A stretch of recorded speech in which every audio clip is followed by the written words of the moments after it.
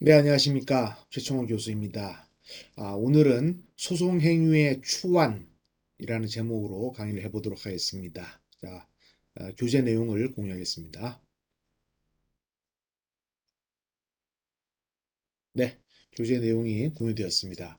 자, 소송 행위의 추완이라고 함은 어떤 법정 기간이 경과한 후에 이루어진 소송 행위에 대해서 그 기간 내에 행한 소송 행위와 같은 효력을 인정할 수 있겠는가 하는 문제를 말합니다. 그러니까 일정한 기한이 설정되어 있는데 그 기간 내에 하지 못한 그 기간 이후에 이루어진 행위를 그 기간 이내에 행한 행위와 동일한 효력을 인정할 것인가? 그런 문제를 말합니다. 그래서 단순 추한이라고 해서 어떤 소송 행위에 대해서는 일정한 시기에 행해져야 한다라는 행위 기간, 불변 기간, 변할 수 없는 기간이 불변 기간이죠. 민사소송 같은 경우에는 굉장히 중요하고 형식적 확실성을 요구하는 절차에 있어서는 뭐 중요하다고 하지 않을 수 없습니다.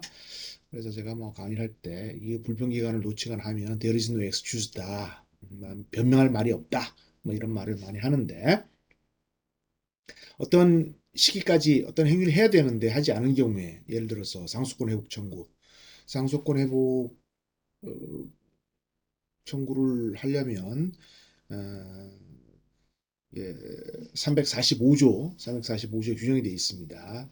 상속권 회복 청구는 자기 또는 대리인이 책임질 수 없는 사유로 인하여 이게 통상적으로 공시송달 같은 것이 이루어져서 공소장이라든가 관련 서류를 송달받지 못했는데 절차가 진행되었다. 재판이 진행되는지도 몰랐는데 어떤 형을 선고받았다. 그런 경우에 상속권 회복 청구를 하는 경우가 있습니다. 제가 뭐 변호사로 개업해서 상속권 회복 청구를 해서 하나 상속권 회복을 한 그런 사건이 있어서 아주 인상적으로 남습니다.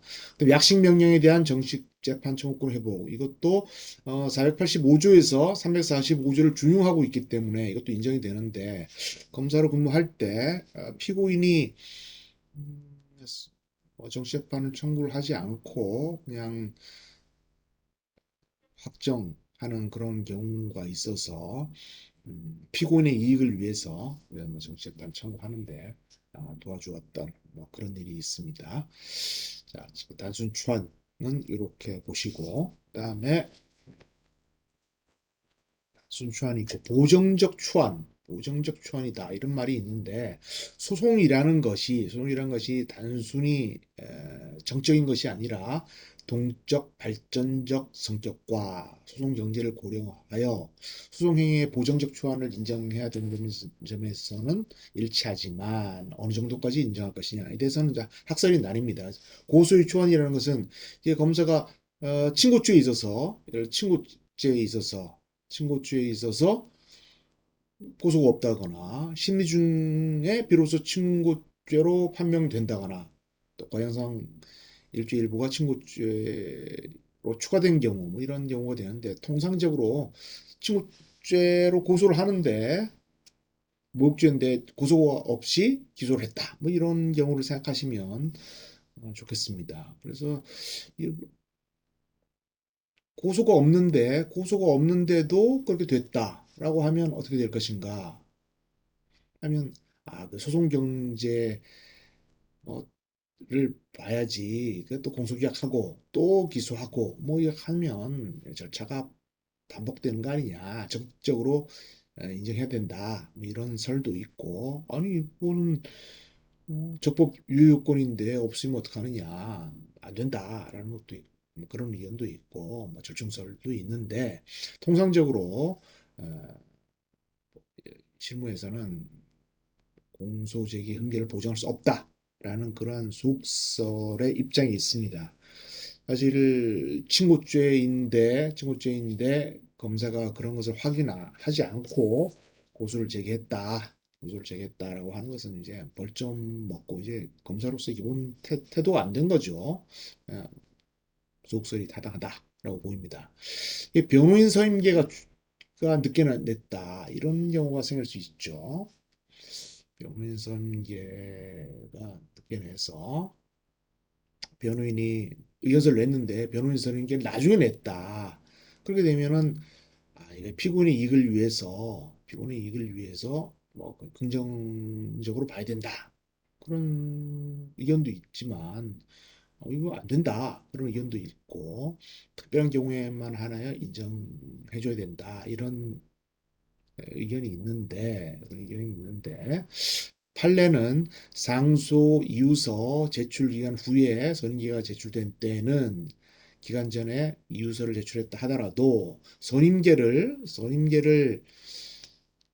내지 않고 상소 이유서만 먼저 냈다라고 하는 경우에 효력이 없다라고 해서 부정적인 입장에 있습니다. 부정적인 입장에 있는데 또 절충설 입장에서는 절충설로 해석하는 견해가 있습니다. 근데 변호인이 선임계를 내지 않고 의견서를 먼저 냈다. 이런 게 현실적으로 가능한지 조금 모르겠습니다. 요즘에는 우선 지방 변호사 협회를 견유해야 견유증을 붙여야 의견서를 낼 수 있기 때문에 저런 것이 가능할지 모르겠는데 변호인 선임의 추안은 안 된다라고 보시면 되겠습니다. 근데 공소 사실이 특정되어 있지 않은 경우에는 어떻게 되는가?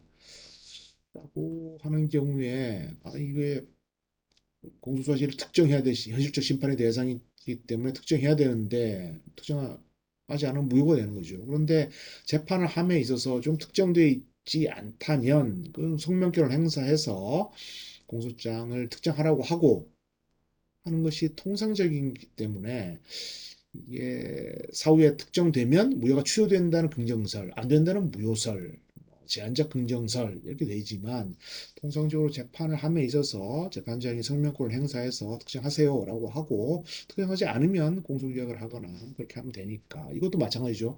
공소장 변경에 의한 공소 제기 시 하자에 치유가 되느냐. 공소를 제기할 때는 좀 이중 기소가 되어 있다거나 그렇게 해서 적법하지 않았다고 보더라도 공소장 변경을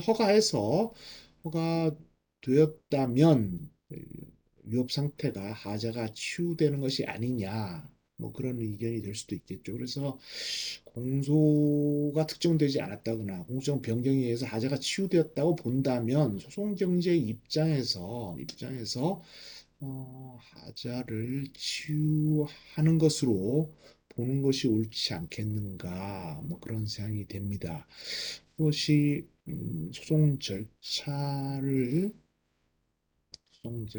중지하고 말씀을 드리면, 그래서 검사가 공소장에 특정되어 있지 않았다. 공소장 이중이 소개됐다거나 무슨 문제가 있어서 공소장 변경을 통해서 하자가 치유되었다고 하면 소송경제 차원에서 그런 것은 하자의 치유를 인정해 주는 것이 옳지 않겠는가 하는 그런 생각이 듭니다. 그래서 오늘은 소송 행위의 추안이라고 하는 것이 어떤 정해진 기간이 있는데 그 기간 내에 행위를 하지 못했다. 그런데 그 기간 이후에 행위를 한 경우에 그 기간 내의 행위와 동일한 효력을 부여할 것인가? 이런 주제로 강의를 하였고, 피고인의 이익을 위하는 측면, 그리고 소송 절차의 동적인 측면을 강조하는 측면, 이런 것들을 종합적으로 고려해서 판단해야 되지 않겠는가 하는 그런 생각이 듭니다. 네, 경청해 주셔서 감사합니다.